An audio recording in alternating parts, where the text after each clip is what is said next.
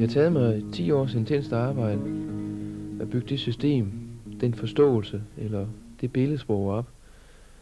Og jeg har gjort det ved, at jeg har fordybet mig i forskellige udtryksmåder inden for malerkunsten, hvor jeg så har set på, hvordan kunstnere har gjort før i tiden.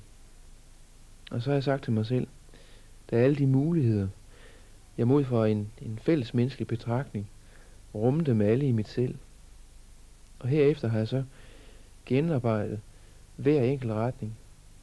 Det naturalistiske maleri, det kalligrafiske, det naive og det abstrakte, det spontane, det koloristiske, det surrealistiske osv.